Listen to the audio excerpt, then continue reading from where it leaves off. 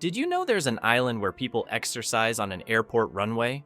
Welcome to Nauru, where phosphate mining has left 90% of the land barren, forcing residents to find creative ways to stay active.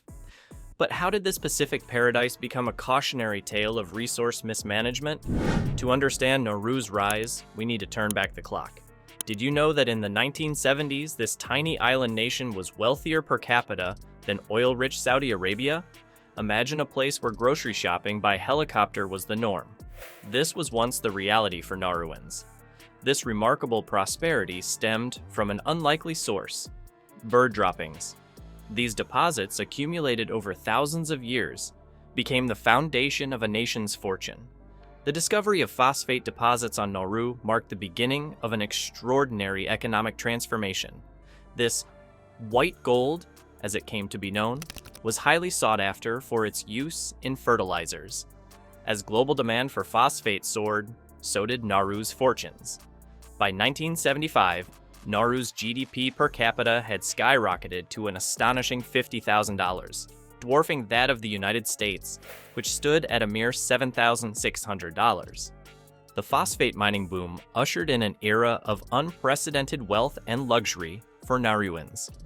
The government provided free healthcare and education to all citizens, ensuring a high standard of living.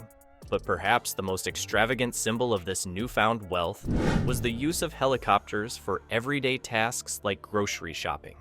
This level of opulence was unheard of in most parts of the world, let alone on a remote Pacific island.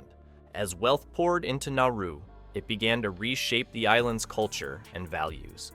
Traditionally, Nauruans had lived off the land and sea, maintaining a balanced diet and active lifestyle. However, the influx of money led to a dramatic shift in eating habits. Imported processed foods became readily available and quickly replaced traditional fare. This dietary change, combined with a more sedentary lifestyle, began to take its toll on the health of the population. Interestingly, as Nauruans grew wealthier, being overweight became a symbol of prosperity and success. This cultural shift exacerbated the growing health crisis as people associated excess weight with affluence rather than viewing it as a health concern. The stage was being set for the obesity epidemic that would later plague the island. While Nauru reveled in its newfound riches, there were darker undercurrents at play. The rapid economic growth led to mismanagement and corruption within the Nauruan government.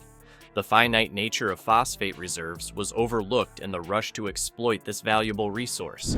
Moreover, the transition from a self-sustaining economy to one entirely dependent on phosphate exports created a precarious situation for the island's future.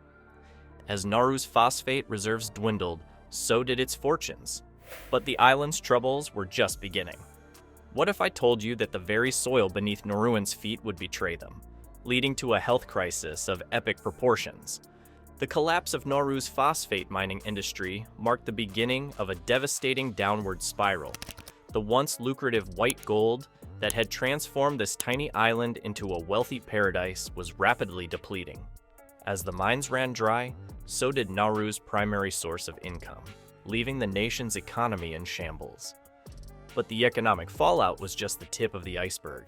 The environmental impact of decades of intensive mining was catastrophic.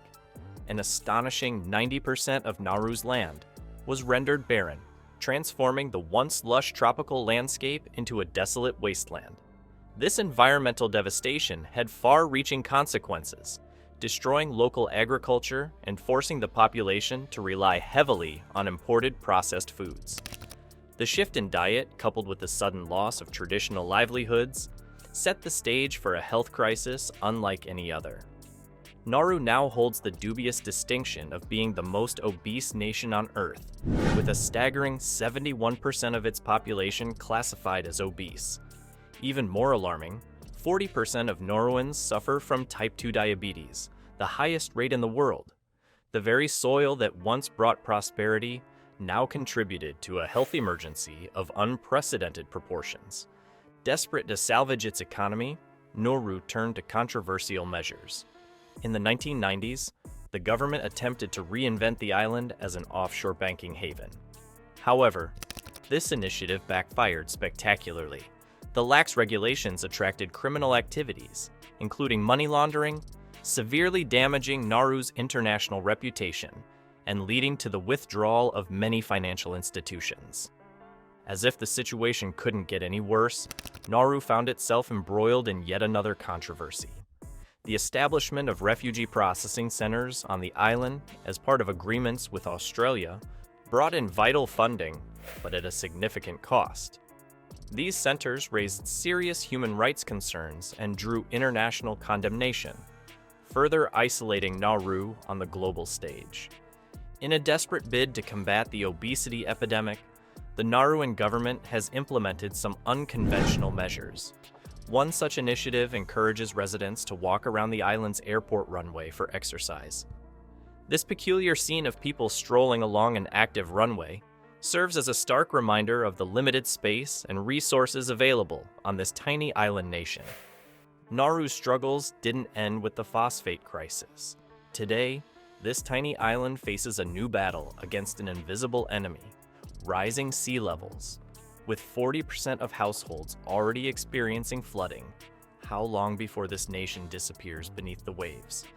And what does this mean for a country where people jog on the airport runway for lack of space? Welcome to modern-day Nauru, a nation grappling with unprecedented challenges. Despite its tumultuous history, Nauru continues to defy expectations, surviving in a world that seems increasingly hostile to its existence. But how does a country with no official capital and an 80% unemployment rate manage to stay afloat? At the heart of Nauru's current predicament lies its vulnerability to climate change. As sea levels rise, nearly half of the island's households have already experienced flooding. This environmental threat not only endangers the physical landscape, but also exacerbates the economic and social challenges faced by the Nauruan people. Life on Nauru today is a study in contrasts and adaptations. The island's tiny size, just 4 miles wide and 5 miles long, has forced residents to get creative with their use of space.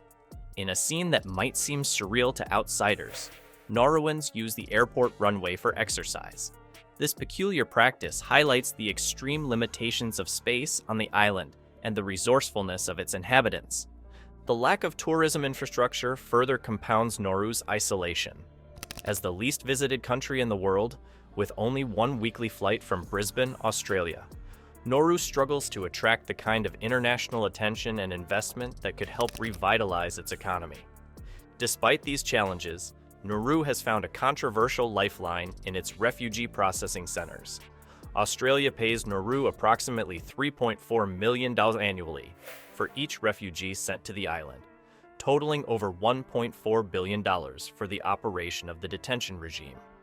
While this arrangement provides much-needed income, it has also drawn international criticism and raised serious human rights concerns. Amidst these modern complexities, Nauru strives to preserve its cultural heritage. Traditional fishing practices and canoe racing remain significant aspects of community life, offering a connection to the island's past and a source of pride for its people. These cultural traditions serve as a reminder of Nauru's resilience and the enduring spirit of its inhabitants. The story of Nauru is not just about one small island nation. It reflects broader global issues of resource management, climate change, and the complexities of international aid and refugee policies. As one observer noted, Nauru has been exploited because of Western supremacy and imperialism. It can be very hard to reverse the damage. This statement underscores the ongoing impact of colonialism and exploitation on vulnerable nations. Despite the dire economic situation and environmental threats, there are glimmers of hope. Local initiatives are launching efforts to improve healthcare and living conditions, demonstrating the resilience of the Nauruan people in the face of adversity. These grassroots movements may hold the key to Nauru's future as the island seeks to rebuild and reinvent itself.